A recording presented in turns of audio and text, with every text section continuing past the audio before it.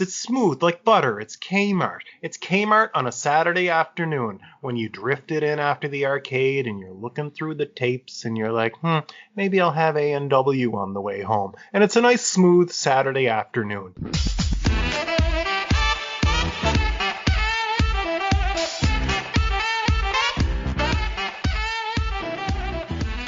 It's SNHell, a look back at Saturday Night Live with your hosts, Matt, Dee, and Keith. Brought to you by Lion's Den Audio Theater. Like and subscribe to Lion's Den Audio Theater for more Lion's Den goodness. And here are your hosts, Keith, Dee, and Matt. Episode 9 of NBC's Saturday Night, starring Elliot Gould, originally aired on January 10th, 1976. Episode 9 of SNHell. Welcome back, Matt. Welcome back, Dee. Hello. Oh, it's great to be back. Is this our first episode of 1976? I was just going to welcome you guys to 1976. Woo! It's great to be in 1976. It is. It is. I want to stylistically move away from the mid-70s. Yeah, we are in 1976. It is a big year in the States. It was the bicentennial, which I'm sure we're going to hear a lot about as we go through the year. This episode is hosted by Elliot Gould. His musical guest is Anne Murray. And Matt, I know you've been waiting for that edgy music to come, so I'm glad. I'll be looking forward to that. Let me ask you a question, Absolutely. if I may. Yes. Tell me about Elliot Gould's star at this time. I'm not super familiar with Elliot Gould at this point in his career. I don't know him at all, so yeah, I'm dying to know. At this point in time, he's on the crest of superstardom. His big three hits in the years leading up to this were Bob and Carol and Ted and Alice, for which he got an Oscar nomination, The Long Goodbye, and MASH. And Matt and I, we recently spoke about MASH over on our other podcast, Your Favorite Canadian Actor. His most recent release at this point was Robert Altman's Nashville. Most modern fans would know Elliot Gould for his role as Mr. Geller, Ross and Monica's dad on Friends. Oh! And he was in Oceans. You got him now? Oh my god. Yeah, and he was in Oceans 11, 12, and I think 13. No wonder he brought me comfort. He was a familiar face. What a cool, goofy guy. I wish I could remember what it was. Elliot Gould, I remember reading something that Elliot Gould said and hating it. And like, that almost makes me really not like Elliot Gould. But you know what's so stupid? I can't remember what I read. I just remember reading something Elliot Gould said and thinking to myself, I don't like Elliot Gould after reading that a little bit. So God knows what that was. I'll touch on Anne Murray as well at this point. Anne Murray, Nova Scotian, like us. For me, it's so hard to talk about Anne Murray in the abstract as we do with so many other people, because as a Nova Scotian, I grew up certainly hearing Anne Murray constantly. Radio, television, gift shops, everywhere. She was a phys ed teacher who became a singer. Singer became a phys ed teacher, became a singer, and went on to be probably the most famous Nova Scotian until Elliot Page. Sort of encapsulating Anne Murray is difficult, but she was sort of in the country, easy listening genres. You must have both heard enough Anne Murray over the years. Oh, yeah. We start the show with Don Pardo announcing the Dead String Quartet, featuring Dan Aykroyd, Lorraine Newman, Garrett Morris, and Chevy Chase, who sit dead until Aykroyd's corpse sort of tips over, bumps into Newman, Newman dominoes into Morris, Morris dominoes into Chase. A woman in the audience looks absolutely terrified as he's toppling towards her. But when he lands on the concrete floor and breaks the cello, he gives live from New York. It's Saturday night. Clever, funny, fast, didn't overstay its welcome. Great fall from Chevy. The reactions of the audience members were pretty gold, too. This was my favorite opening so far. There was an audience member on the left that you can see. I think they're the only one in the shot. They look so confused. They have no idea what's going on. This was the best fall yet for me, just because it kind of involved the audience. Every time he looks into the camera, I'm like, that man is so cute. He needs to stop making eye contact with the camera. Star power. So we go now to Don Pardo announces the cast for the night, and one small addition is special guests Franken and Davis, who are the comedy writing team of Al Franken and Tom Davis, who we all know from the Pong sketches. At the time, Franken and Davis were actually staff writers of the show, and apparently they were sharing a weekly salary of $350. Sounds like they're getting paid what they deserve for those Pong jokes. They should pay us. Elliot Gould enters the stage as if he kind of wandered in from off the street, puffing on a smoke, jacket and a bag in his hand. Gould sings a mashup of Let Yourself Go in crazy rhythm with Paul Schaefer on the piano. He's having a lot of fun. He has a lot of charisma. It wasn't like ha-ha funny, but I couldn't take my eyes off it either. I just enjoyed watching him sing and dance. I like that he looks a bit like Frank Zappa. It worked for me. It has charm. He has charm. I could watch him doing that for hours, probably. He has such a comforting aura that comes from him, and he's very entertaining. If you're wondering, like, what Matt's vibes are, IRL in real life, these are what Matt's vibes are. Like, the jacket, everything. As soon as I saw him, I was like, this is some Frank Zappa Matt vibes. Mm-hmm. I am sporting a mustache presently. Gilda Radner comes out to speak to him, and it looks like they had maybe a date last night. She's crushing pretty hard on him, and she asks Elliot Gould out again, but he has to turn her down because he has to return to L.A. I thought it was cute. I wish that I was Elliot. I wish that I had Gilda fawning over me like this. I think it's so adorable. It was cute. Gilda's a good actress. She really plays it well, and Elliot, of course, is a good actor. He's in big Hollywood movies. They just did it so well that I thought it was very interesting. I feel like I believed it. I was like, oh, maybe this actually happened. And they were like, why don't we write it into the show? Yeah, I bought it. Then we go to a re-airing of the Try Hard 111 Battery. That was from, I believe, episode 1. I had a quick chuckle. Yeah, I think, for whatever reason, I don't know why, the mind is a strange thing. I liked it this time. I actually thought it was kind of funny. And I definitely laughed. And last time, I know I definitely didn't. There's so many variables for something like that. I don't remember how I felt about it the first time. Like, if it wasn't for me before, it was for me now. Because I wrote in my notes that it was a 10 out of 10. I laughed out loud.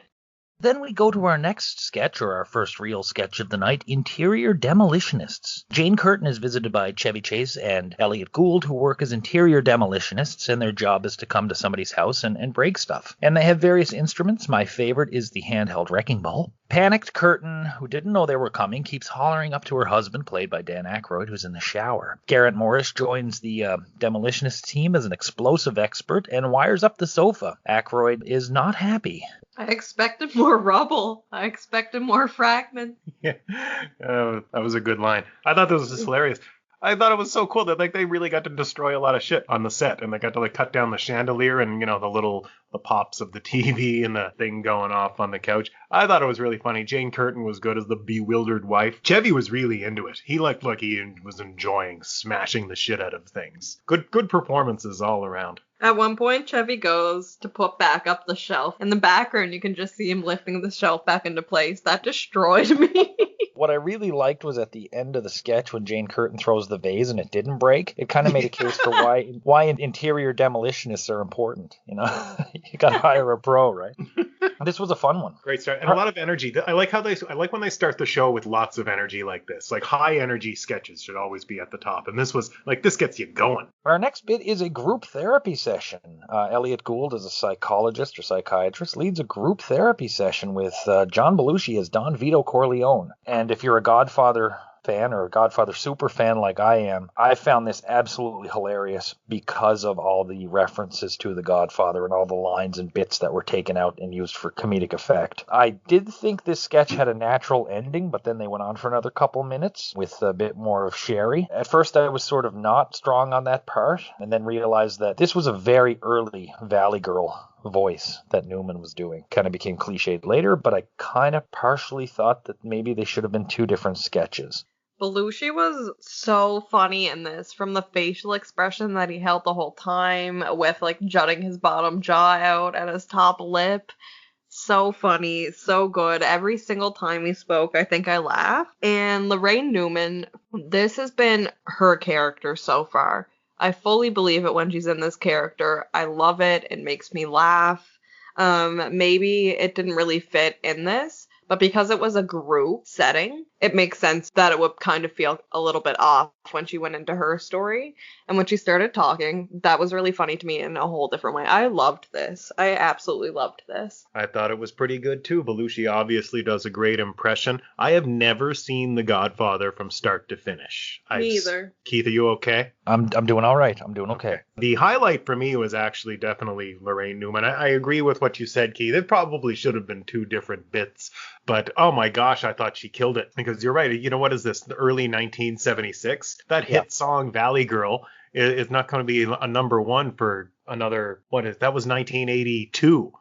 Valley Girl was hit number one. Lorraine was ready.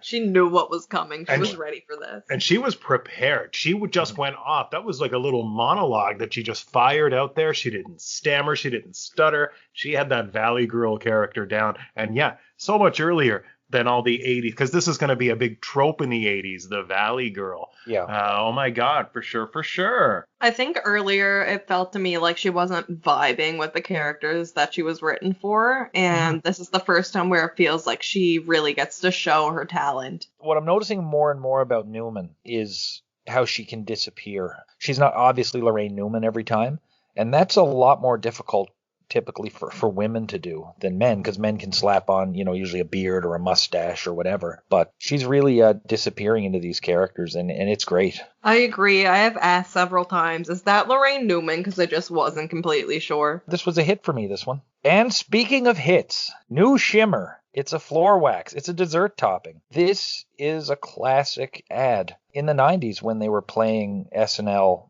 best of ads, this was always one of the ones that led off the show. So Dan Aykroyd and Gilda Radner argue if new shimmer is a floor wax or a dessert topping. Tastes terrific, and just look at that shine. This was, for context, this was a time when things were starting to be cross-branded, like shampoo and conditioner. This is one of their best, perfectly performed, perfectly written. I adore this. This would be on my own personal highlight reel. I agree. This still feels like every 2-in-1 product to me. Like, the believability of a 2-in-1 product is on this level for me. It was good to see Chase as the pitchman here instead of Dan Aykroyd. What a good job he did. I always associate this kind of character, if you were to tell me that if I were to read this sketch and not know which not ready for primetime player was going to be in which part, I would have assumed that Dan Aykroyd was going to come out. But yeah, oh gosh, I'm glad he didn't in this one, because Chevy was awesome. Then we jump to a Gary Weiss film. I also forgot on the last episode to credit Gary Weiss for our favorite film of all time, Homecoming at the Airport. This one is called, I think, Play Misty for Me, or Misty.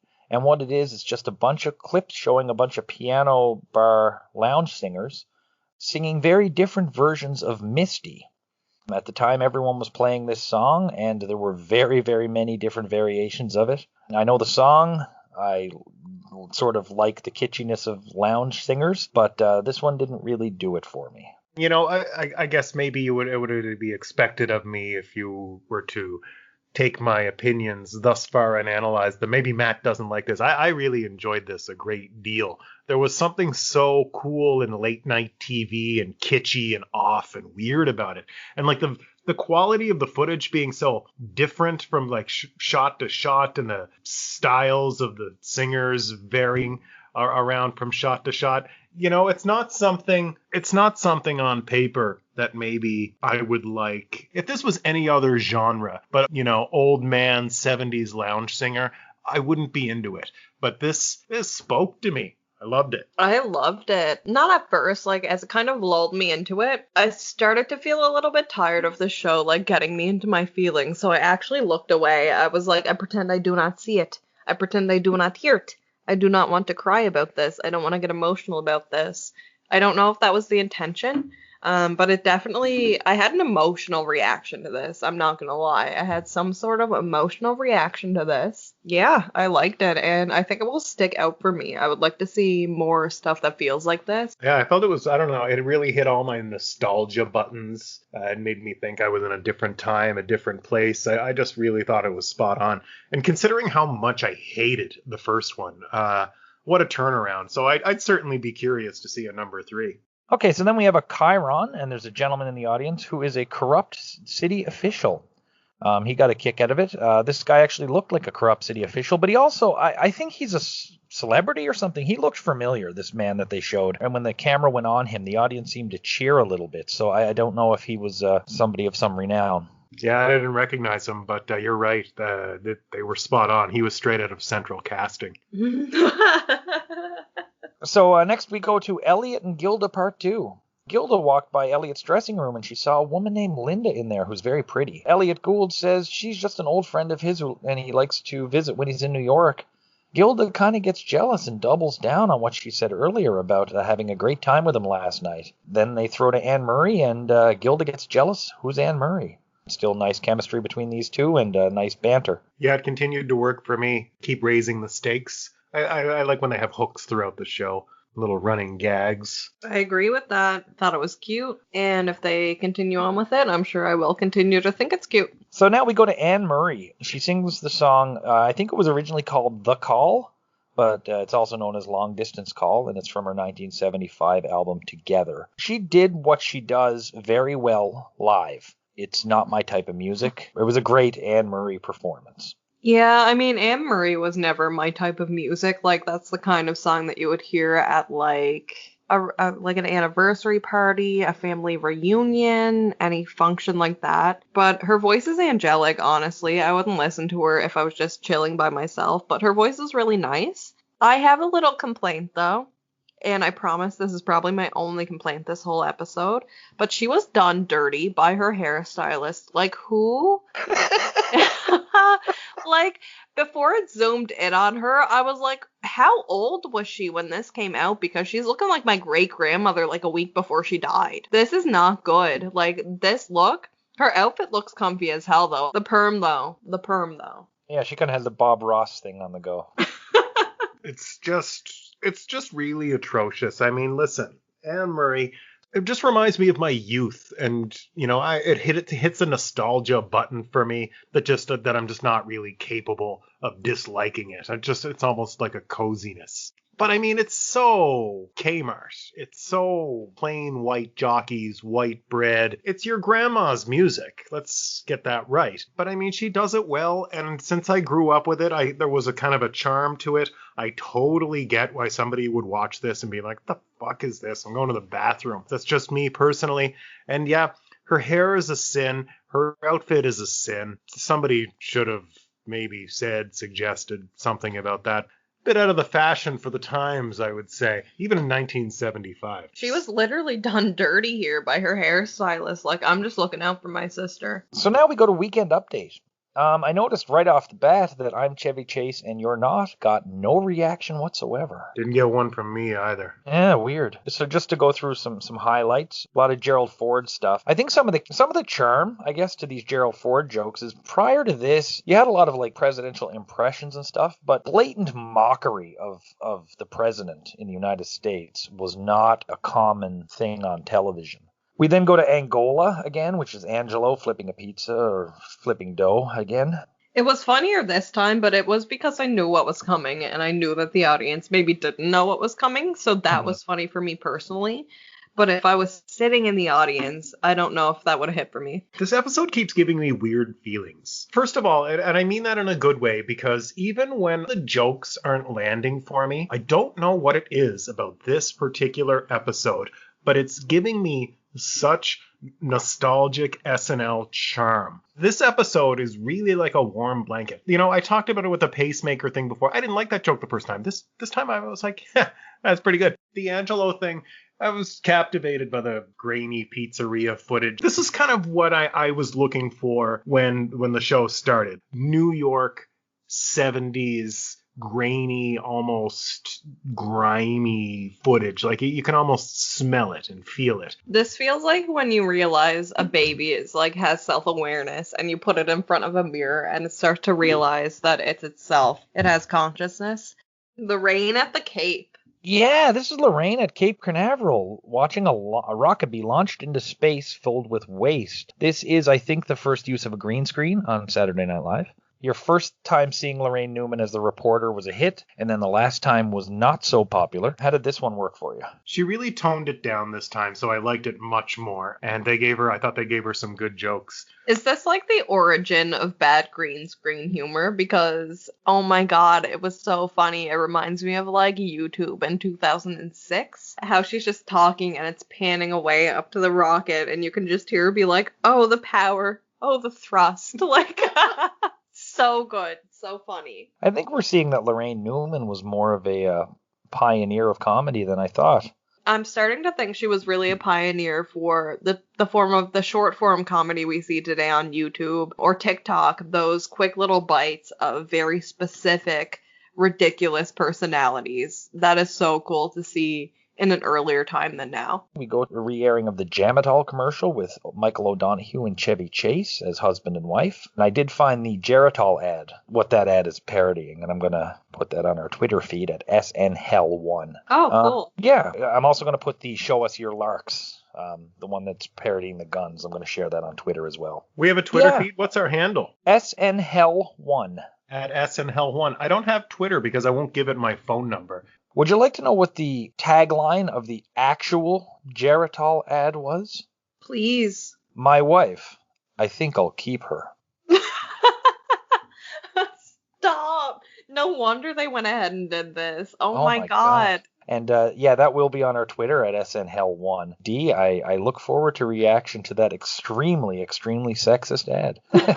Wow. Again, Michael O'Donoghue was Chevy's wife. No costume or anything. I really think that this was just fun with casting. I love it. There's nothing deep in this. It's just Michael O'Donoghue obviously didn't want to shave and put on a dress, you know? I love it. Yeah, me too. Chevy does a story about killer marijuana, which is poisonous or is having severe chemical reactions and killing people. And he offers to test the marijuana for any viewers who offer to send it to him directly. This was quick, and I thought it was really funny. It was funny. I wonder if anybody tried to send stuff to that address, because I would have.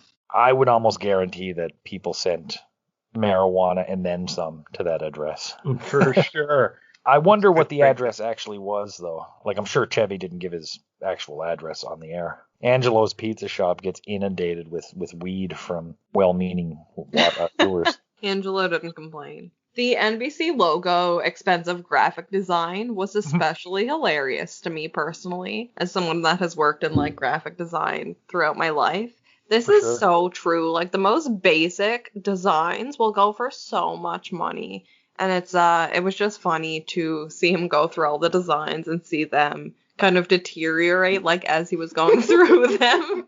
Yeah, you're a visual artist. You probably have seen this closer than most of us, and even I could appreciate some of that, and I can't draw a circle. And so there's a backstory to that. It was a Nebraska PBS station that had a very, very similar logo, and they did sue over it.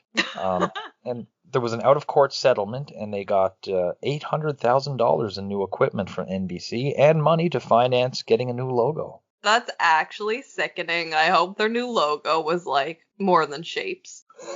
Yeah, probably got more from $50,000 to a small local firm than NBC got for, like, several million from probably these big Park Avenue places. Oh, yeah. So then finally, no Garrett Morris today. No! I know. I was wondering how you guys felt about that. No Garrett. Chevy does it by himself in a foreign language. What was the reason for that? Were they just trying something different? I guess I just don't really understand. I was expecting to laugh. My laugh was brewing for Garrett, and then it was ripped away. Disappointment was palpable. What a letdown. Did not work, this ending.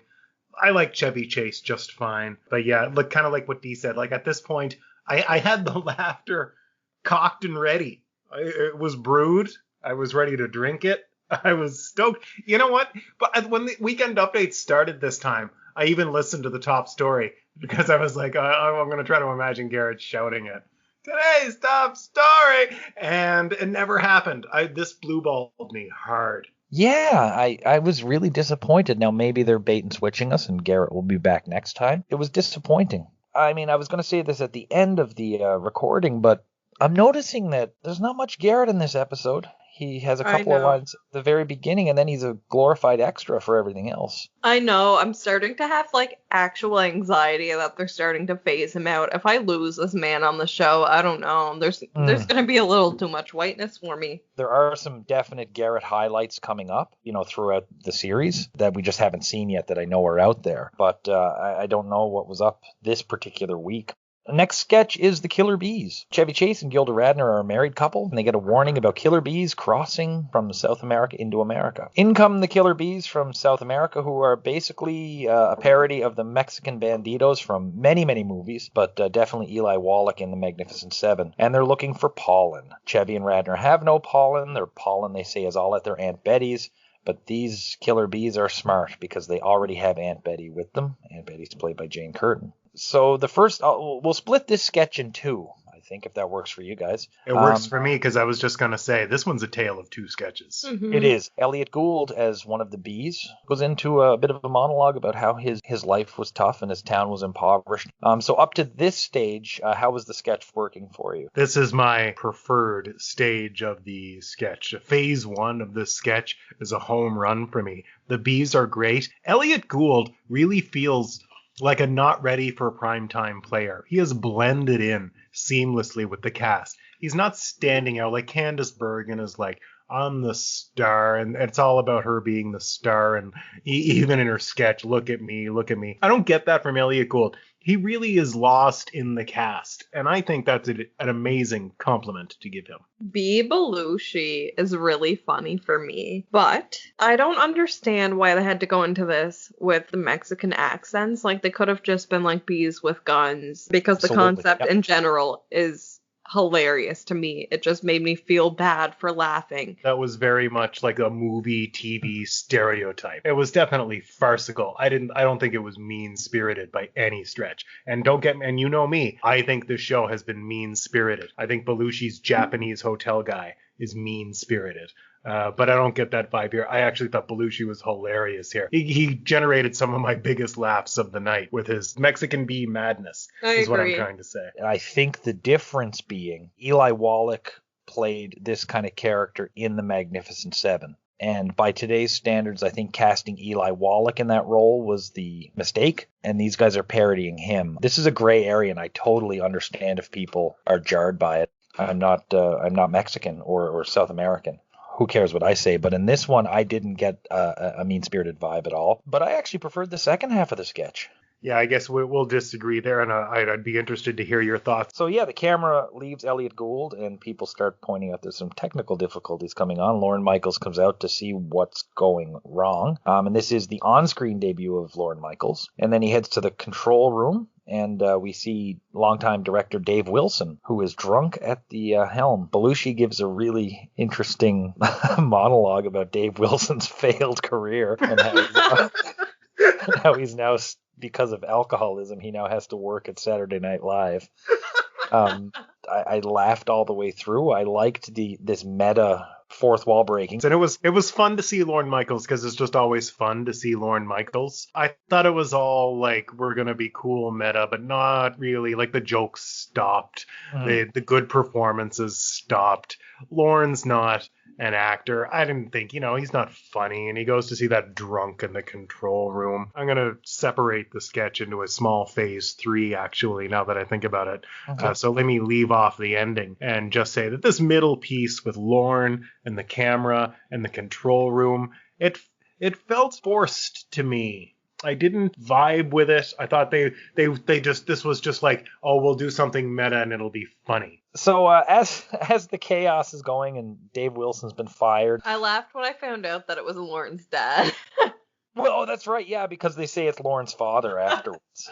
Yeah. Gilda Radner breaks character and introduces Elliot Gould to her mother. Gilda's mother is actually played by Madeline Kahn's mother, and we'll see Madeline later in the year as a host. It's her mother, Paula, who was an opera singer at one point. This was just, for me, goofy and fun. I enjoy the continuation of the story. I'm a big fan of running jokes. This one continued to work for me. I really thought they did all of them well. I agree with Matt. When there is a running joke like that, it keeps me engaged throughout the episode. It makes it feel like there is a constant chain throughout the episode. So even if the rest of the things don't feel like they're puzzle pieces that fit together, this pulls it all back together.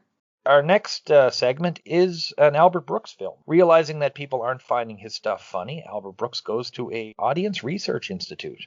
So he's offering to change his ways or to prove that he actually is funny. So he consults with a bunch of experts, 3 of whom are James L. Brooks, the co-creator of The Simpsons and many other things, Brooks' brother Cliff, and Julie Payne, who actually went on to play Cheryl David's mom on Curb Your Enthusiasm, the 4th man I couldn't identify. And they just run Albert Brooks' films through some testing, like an older couple watches Brooks and they don't understand what they're doing. There's 4 people watching a video and the responses are fed into a computer. At the end, he's given an 800-page report that he wants summarized. and he's heading to vacation and can't wait to be back. I don't know when this was shot, but writing a movie about people not liking your movies and not finding you funny after producing a bunch of unlikable and unfunny movies didn't sit well with me. This was just another Albert Brooks Saturday Night Live flop for me. I thought it was kind of funny. There are a few lines that literally, like, made me cry laughing. They show the guy in the bed, and he has, like, these sensors all over his body, but he has 2 of them on his nipples. And they just state that they read and discard everything. They just discard it. Like, that's all it is reading and discarding. And that is so many places. I can almost appreciate every Albert Brooks film up until now because this felt so self-aware. Like, it felt like I was getting a payoff for the rest of the stuff that I sat through. Like I get to sit in on some sort of joke that I wouldn't have understood if I didn't watch every episode up until now. So this is definitely my favorite Albert Brooks film. I am not a fan of these Albert Brooks movies in general. I mean, let me say,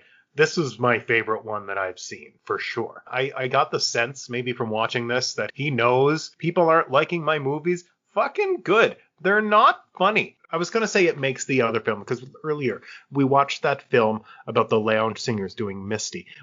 And so you might say, well, that wasn't funny, Matthew. But that was a different vibe. Albert Brooks is out here when he's making his movies. He's trying to be funny. And there's nothing worse than watching Albert Brooks try so hard to be funny and failing. Just take your money and go, Albert. Take your money and go.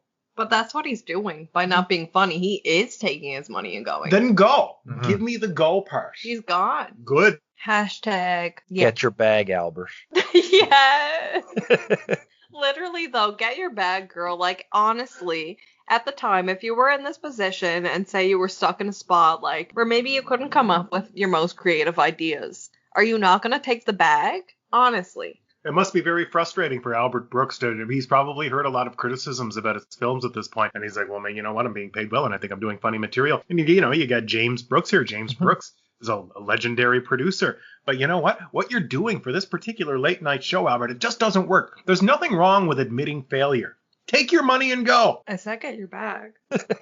And so after the Albert Brooks film, go to Gilda, who insists on marriage, or to Elliot, and they throw to commercial. And then we come back to the Muppets. Scred and Queen Puta, and apparently they've been having an affair for quite some time. Scred feels guilty and wants to confess to Plubis. He goes to speak to Plubis, and Plubis says he'll kill whoever's running around with Puta. Scred goes to the mighty Favad, who shows a different side. He's kind of digging all this stuff. This wasn't bad. It wasn't terrible. I'm struggling with, sex and masturbation jokes involving Muppets. That might be my hang-up. But one thing I will say is that the live audience, seemed to really enjoy this. Me, not so much. Greg was disgusting at the beginning of this. I'm literally kink-shaming him while they're reading the sex book. But then you find out they've been having an affair for 400 years. Like, do you realize the tea? Like, how can you not be into the tea of this? There's so much drama in this universe at this point that I need an entire show.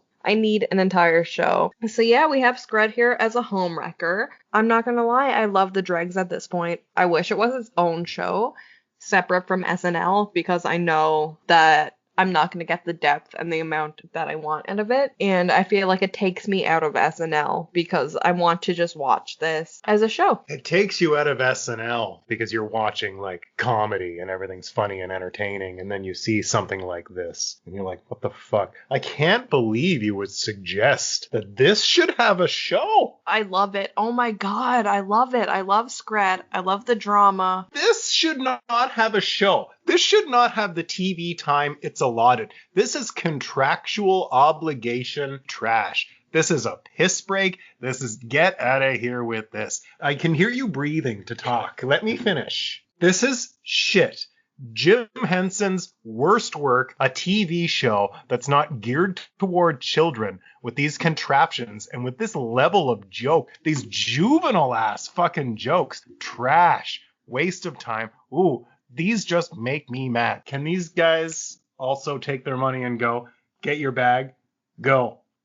Matt says juvenile jokes, like he doesn't find toilet humor funny, and I think that's so silly. This is so funny to me. And while I don't think it belongs on SNL, it doesn't mean that I think it doesn't belong in the universe at all. It's funny. They're desperate. They're trying to be body now because the sketches don't work. Everybody knows that. Well, how do we fucking make these sketches work? Well, let's try to make them a little bluer. Let's get a little body. Let's have some jerk off jokes or some sex jokes. And you know what? Let's try that. Let's throw something else at the wall and see if it sticks. It doesn't stick. These are a failure. An adult-themed version of the Muppets is something that could feasibly work on paper with proper writing. It would have to be clever. It would have to not be the shit show that they drag out for these SNL episodes. It's not. It's done really poorly. Yeah, and we still have quite a bit of Muppets in the land of Gork left to come. Really? Yeah, oh yeah. God damn it. Yeah. D is softening. Maybe you and I will too.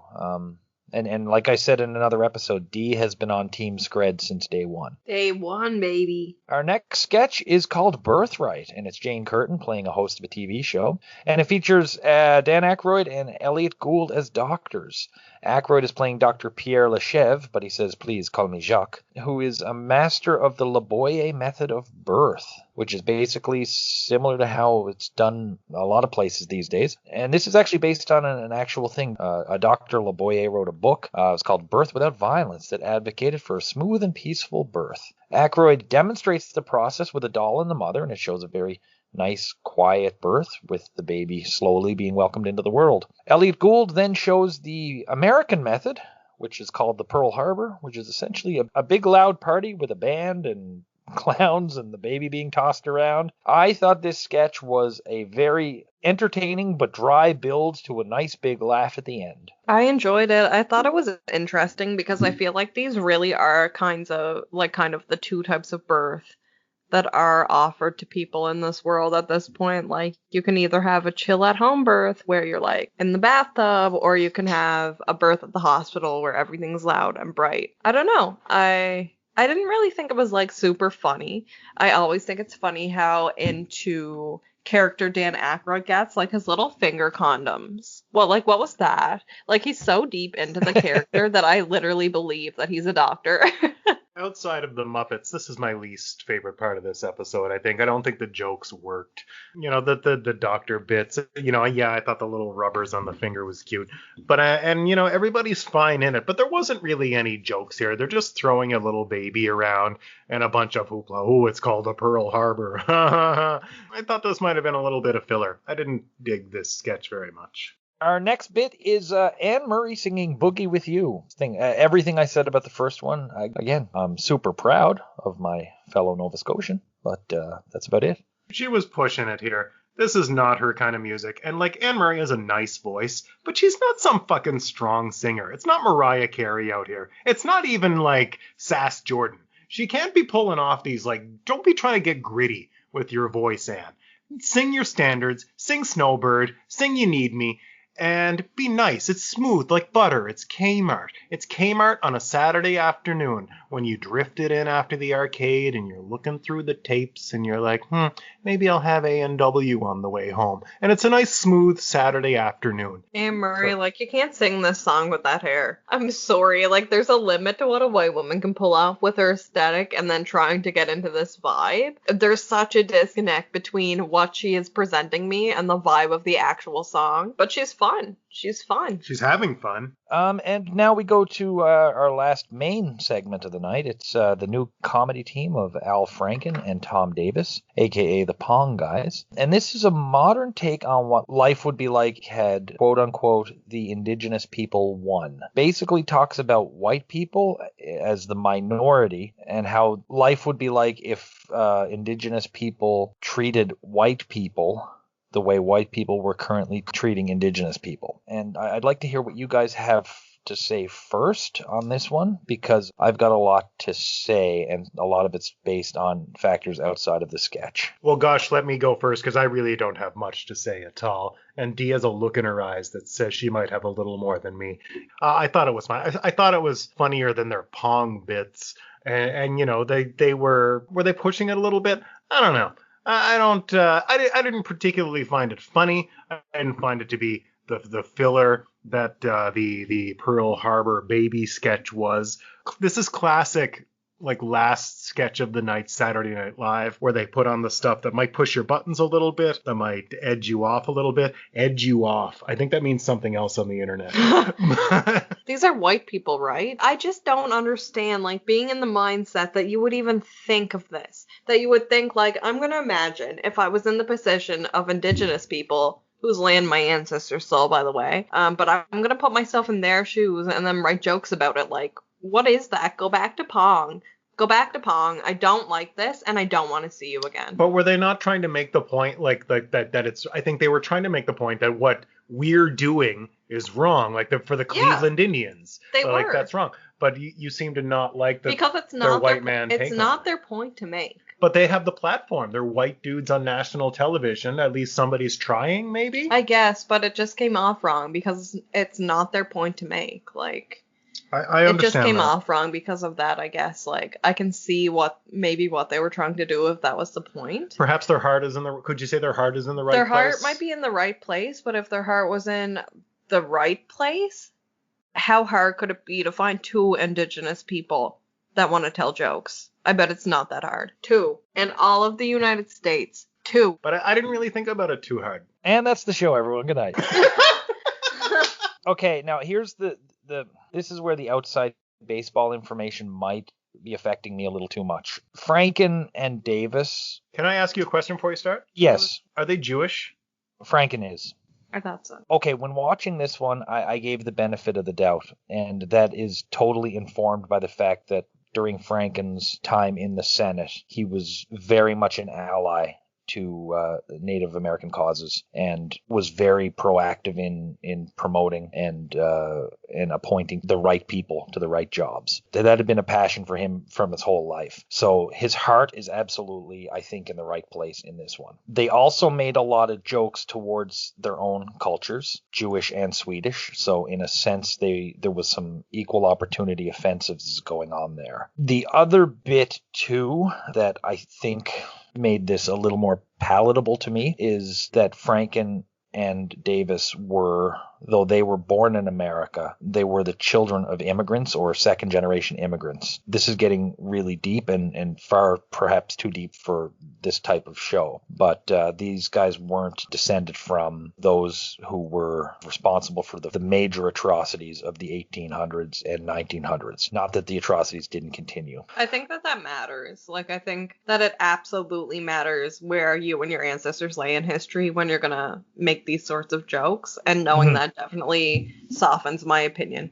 As well, Franken being Jewish in Minnesota would have also been a part of a very marginalized and discriminated group. Would I had been more comfortable if it was two indigenous people playing the two roles and throwing to them as the Swede and the Jewish person? Yes. Do I think their hearts were in the right places, demonstrating how hateful things like the Washington Redskins were to people? Yes. Their hearts were in the right place, but it's very difficult to see that looking back from today's perspective. Their hearts were in the right place. If it was 2021, it's like, I would assume you have more information than this, but it isn't. So I don't really blame them. I didn't think it was particularly funny. And I think that's the big question we have to ask. Like, I mean, on top of everything else, is like, was it funny? And it had shock value at points, and there was their point was there, but I certainly didn't laugh the way I did at a lot of other stuff on the show. If we're just going to talk about the jokes, the humor was pretty tepid. There's only, you're right, it was just shock value. But I mean, that's all you're really getting out of it joke-wise. It wasn't really funny. These guys are supposed to be comedians. Mm-hmm. They're supposed to be comedy writers. They're still young, they're still new. They mature as writers by leaps and bounds. So our last little segment, it isn't a typical goodbye. It's Elliot Gould and Gilda Radner getting married. This last bit, so Elliot Gould and Gilda Radner are married in Saturday Night Live's universe. At last. At last.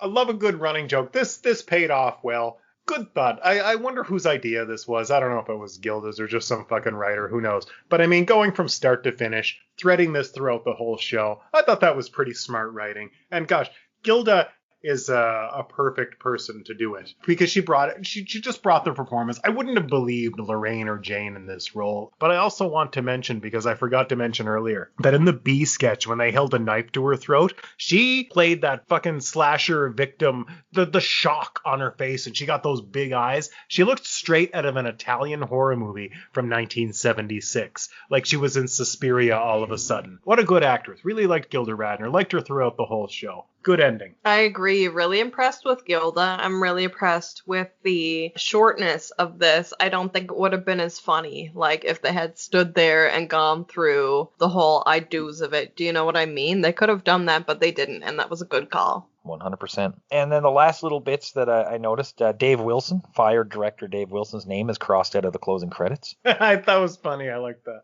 And Don Pardo announces that Lorne Michaels played Dave Wilson and Dave Wilson played Lorne Michaels, which is not true, but it was funny. So yeah, let's go through our awards for the night. So we'll start by, I used to rate the host first, but I'm having more fun doing this because we can look at it separately.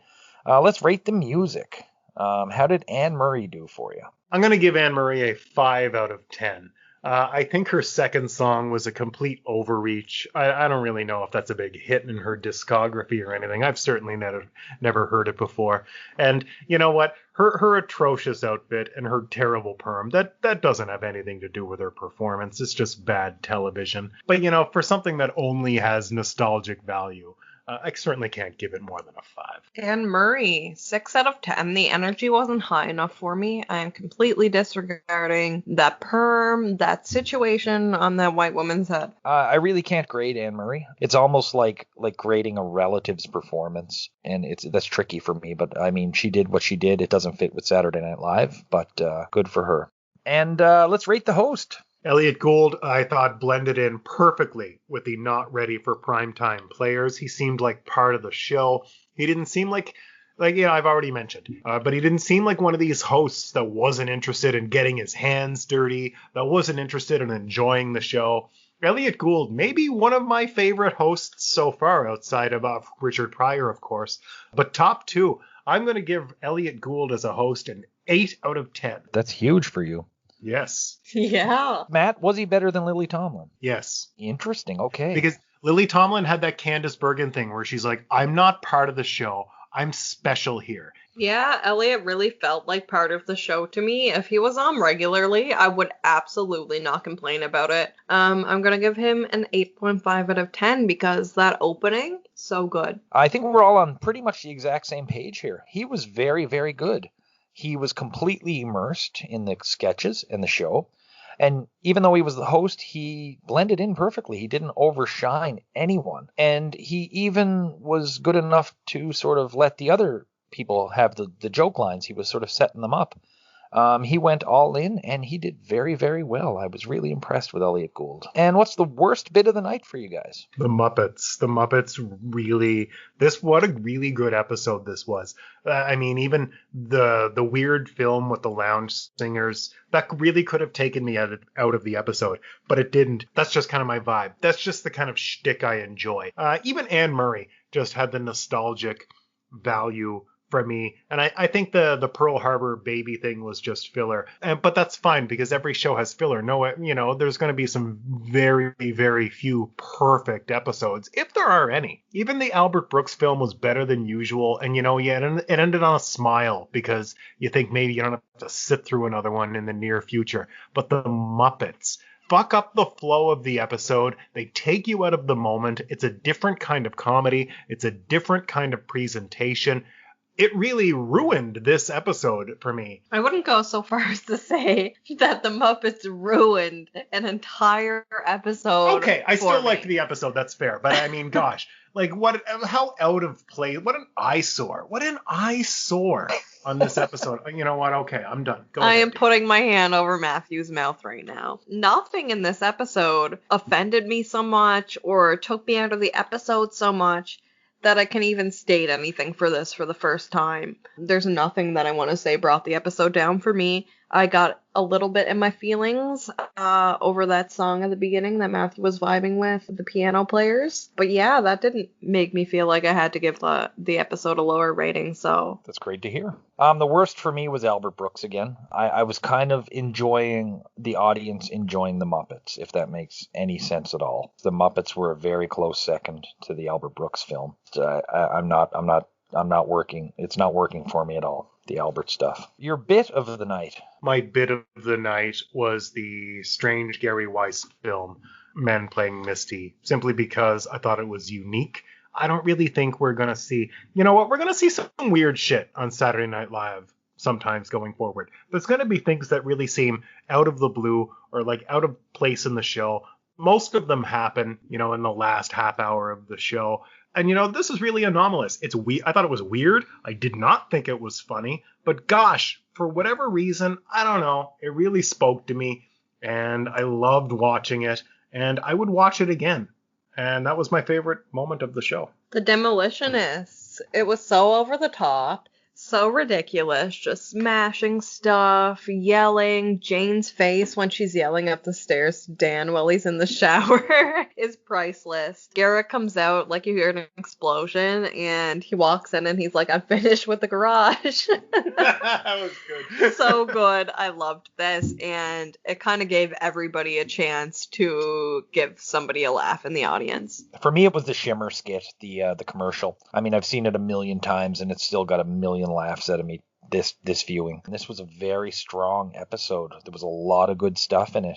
And even the bad stuff is not quite as bad as it has been. And the star of the night. My star of the night was not in my favorite sketch of the night, but for her running performance in the Elliot Gould gags. First of all, you know what? A little asterisk.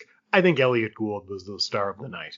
My not ready for primetime players star of the night. It was Gilda Radner. She was shockingly good in that B sketch when she was a victim. But she really played like I really believed that she slept with Elliot and she was in love with him. She's a really good actress. I loved Gilda Radner tonight. Gilda was great, but I'm going to go with Lorraine Newman because I feel like this is the first episode where I get to really see her come into her own and I get to enjoy the characters that she's building for us. So I'm going to go with her. This was the hardest yet, not because I had to pick between two. This one I had to pick between almost the whole cast. Poor Garrett got a real bum steer on this one, not being featured at all. So yeah, this was a tough one for me because a lot of people were at their best, but I did wind up giving this one to Gilda. She was really great in the Elliot Gould stuff, and everything else we saw her in tonight was pretty good as well. This was a really tough one for me. You guys will be happy to hear that Elliot Gould will be back, and it won't be long before we see Elliot again. Anne Murray will also be back. Paula Kahn, who played Gilda's mother, passed away in 2012 at the age of 88. And we have one big departure. Albert Brooks is gone. Bye! That is the end of the line for Albert Brooks as far as Saturday Night Live is concerned. But he's gone on to have a pretty amazing career. Real Life was one of the first things he did, I think, shortly after this. Lost in America, a lot of appearances as an actor. He appeared in The Simpsons. He was Nemo's dad in Finding Nemo and Finding Dory.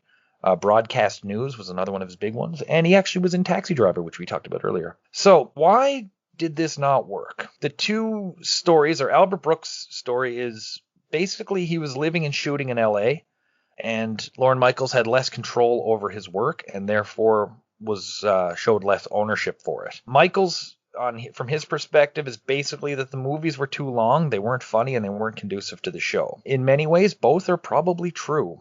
Brooks has become one of many people who have taken credit for the success of Saturday Night Live early on, whether deserve it or not. He claims to be the person to suggest they have revolving hosts instead of just one regular host. And he described his tenure as an SNL pioneer thusly. I sort of felt that I was sort of, the first stage of a rocket that went to the moon.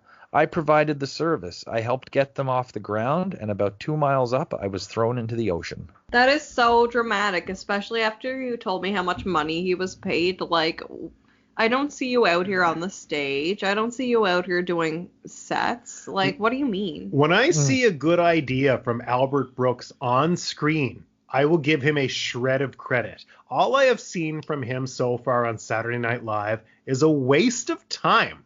So whatever you're doing behind the scenes, I'm going to choose to believe whoever's saying something against you right now, because what you're bringing to the show that I can smell and taste and see is piss break stuff, man. I just think it was the wrong thing at the wrong time. I'm glad to see them go. And this episode got the Emmy for Outstanding Writing in a Comedy, Variety, or Music Series for the 1975-76 season. And so far, from what we've seen so far, I think that is well deserved. Best rating of the season that I have seen for sure. Yeah, if anything's going to win an Emmy, it's certainly this episode. I mean, when I think of television in 1976, I mean, I'm very doubtful that I could watch a hell of a lot of it and still be like, this is funny. The basic show formula that we've come to know and love is almost in place here. Albert Brooks's film didn't do it for me. The Muppets I wrote was awkward and icky. Franken and Davis was well-meaning, and the intended point, I think, was valid, and it was intelligently written for the time, but it ages very poorly. The first half of the show would have gotten a 9, but unfortunately after Update, it started to drop a lot for me. I'm going with a 7, but this is a 7 with an asterisk, where this is actually my favorite episode. So this is like a 7 plus, but not a 7.5 for me. This episode is the first episode where it felt like the writers knew what they were doing, where it felt like the cast was understanding their place, understanding what the audience actually found funny from each of them individually. Yeah, this episode felt the most put together. We're saying goodbye to Albert Brooks. We are starting to establish some sort of show here. Like, before it was just a Saturday night variety show, but now it's starting to feel like it is actually something with consistency. 8.5 out of 10 on this episode. Oh, that's huge. Yeah. Yeah, I think Dee makes an excellent point. You really get the sense, I get the sense that the writers are starting to click. The not ready for prime time players are clicking. Everything's just starting to click and gel because they've done it a few times. And you know, practice makes perfect. And it's not like, maybe they're not home running anything this time. Maybe there's not like that landmark sketch or that groundbreaking highlight reel piece. But this is just good, classic Saturday Night Live with talented people that are starting to understand a formula. I'm going to go ahead and give this entire episode an overall grade of 7 out of 10. You know what? No, that's too cruel. 7.5, please. Ooh. All right, this episode was a lot of fun, both to watch and to record. So Matt and Dee, thank you so much for coming by tonight, and I'm so glad you enjoyed this one. Oh my gosh, my thanks to, well, I guess to you and to Dee. This is just, this episode was a treat. This, not only this episode of SNL, but this episode of SNHell. 2 treats, double treats for Matt. Thank you very, very, very, very, very much. And we'll be back in about a week's time with episode 10. Do you guys know who's on, do you know who's on episode 10? No. Leonard Skinner. No. Buck Henry is the host, with musical guests Bill Withers and Tony Basil. I'm not excited for this, but you know what? Stranger things have happened. And I want to warn people ahead of time, Buck Henry was the host that they like to save the edgy stuff that no other host would do. So they kept that behind. Oh my God. Okay, now I'm into it. Oh my God. Good sell. That's a good sell for me. And I thought Tony Basil might make you excited. So yeah, she's an accomplished choreographer who will go on to have a one-hit wonder. So yeah, I'm very curious about this. Now you piqued my interest. This will be a fun one. But until then, Dee and Matt and I will be sitting in our lawn chairs, burning what remains of the celluloid that was once Albert Brooks's films, as we say goodbye to him here in SNHell.